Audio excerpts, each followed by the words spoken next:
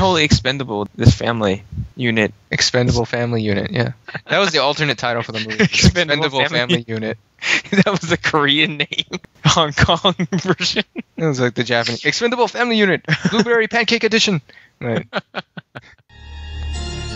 That a man could be driven to do something like that to his own family, to his children.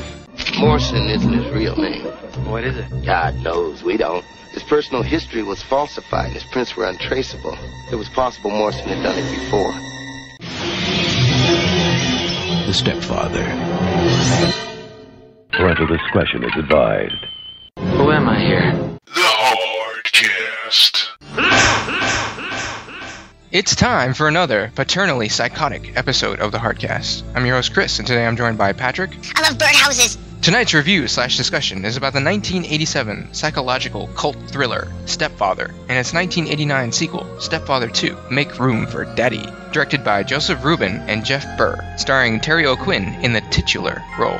Loosely based on the life of mass murderer John List, Stepfather 1 and 2 chronicles the many adventures of a psychotic serial killer in his impossible quest to create the perfect family. Quirky good times and good old-fashioned family values abound. So Patrick, did the Stepfather movies teach you that wholesome traditions, the sanctity of marriage, and strong parenting are the foundation of this great country? Or did they leave you wondering who you were, and with a strong urge to massacre your family? Strong urge to massacre my family. Yeah, me too. Yeah. Especially my brother. Yeah, especially my brother, yeah. This movie, the first movie anyway, which we're talking about now. Yes. Stepfather 1. Stepfather 1. Terry O'Quinn does a great job as the Stepfather. As the stepfather / murderer. It seems to me maybe maybe he can't have kids.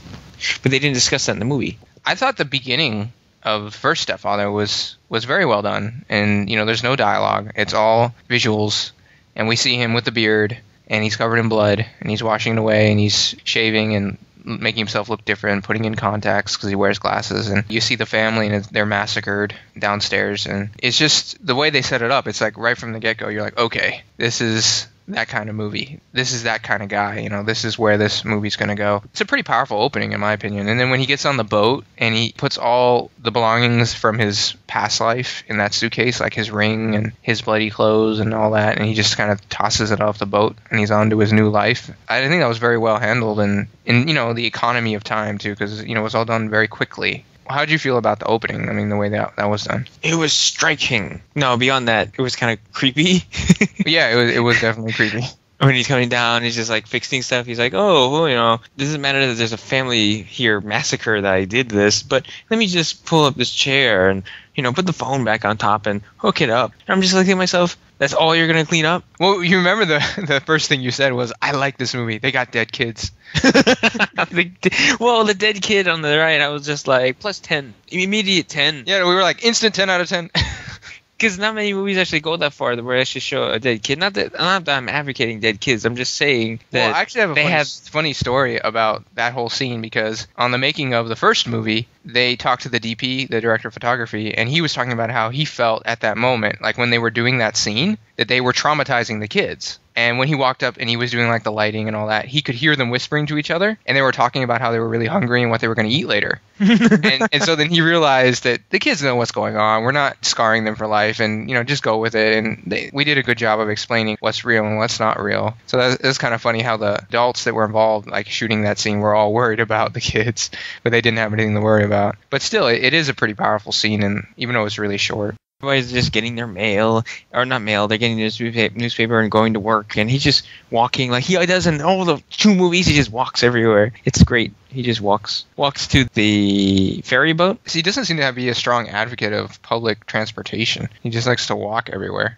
Yeah, he loves to walk and whistle. He gets on the boat, and of course, he dumps his old life in the suitcase. He moves to a town that's actually nearby, and it's all taking place in nearby Seattle town. It's like outside of Seattle. It's like a little town that's supposedly in the magazines where it's like, oh, best place to raise a family, which really causes attention. The funniest thing about both these movies, even though we're just going to be talking about the first one for now, is how easily he's able to get jobs and how easily he's able to fool everyone he always picks jobs where he's heavily involved with people, where he has to associate with people and get along with them. It's like he becomes this realtor, and he sells houses, and his whole motto is like, I sell these houses for families, to build families. Sometimes I truly believe that what I sell is the American dream.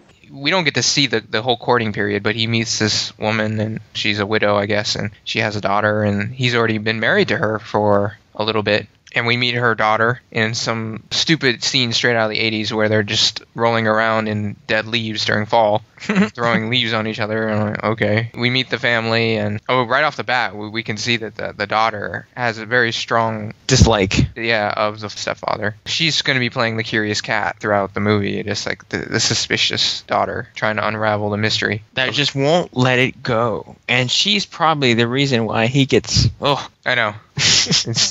Well, it's funny because in this movie and in the second movie, it's always a woman snooping around that causes him to break down and just go on a massacre. It's never a guy. I wonder if they're trying to say something. The daughter seems to be having problems at school. She's ever since her dad died. Yeah, it gets to the point where she gets into a big fight and then she gets expelled. She's just totally worried about what's going to happen with her new stepfather, and she wants to go to boarding school. And she's telling all this to her psychiatrist, that she suspects something's up with her stepfather and she thinks he's creepy. Also, she reads this thing in the newspaper about this guy who massacred his family a year before, and that he's still on the run and they're looking for him. And she has this strong feeling that her stepfather, Jerry, is this guy. The whole reason why this newspaper article was even in the newspaper is because the brother of the wife in the family that got massacred the year previously is looking for Jerry and looking for this killer. And he got the newspaper guy to put the story in the paper. So he's looking for him too. What's his name? Ogilvy or something like that. The amateur detective vigilante drifter, if you go off of what Wikipedia says. Anyway, he disappointed me so much,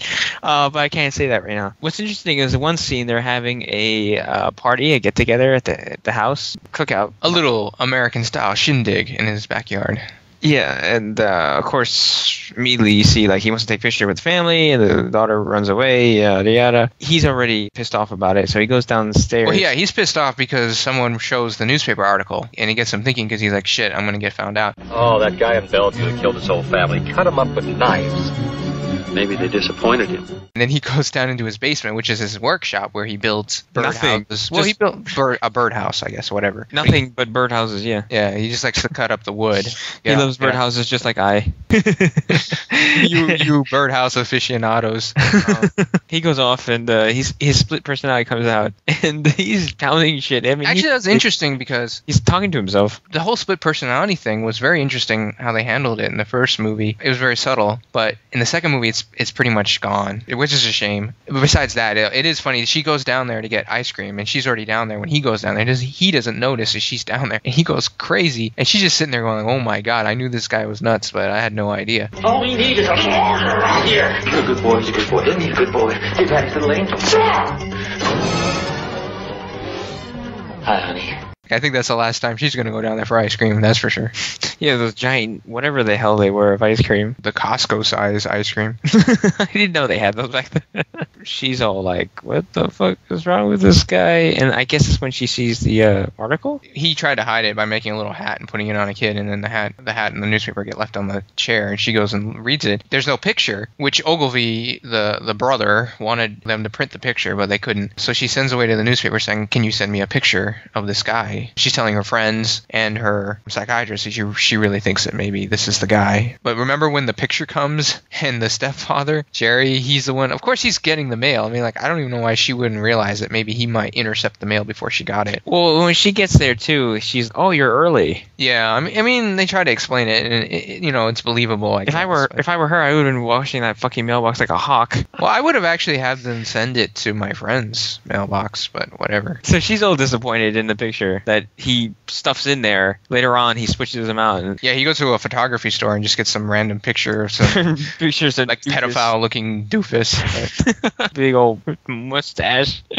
Mustachio. And she's like, oh, shit, I can't believe this is not him. But even though she's right on, though, it's him. But it's funny how, like, just finding out that it's not him, she totally warms up to him. She's like, okay, this is my dad, blah, blah, blah, blah, blah. I love you, and I'm trying to do better, and I'm sorry I got expelled. And things are actually going pretty well for a little while. Although, before all this happens, though, the doctor tries to check out the dad, remember? The daughter's like telling him all about this, so he's kind of worried. So he sets up a fake meeting with the dad because the dad won't come in. Well, before we get to that, let's talk about this.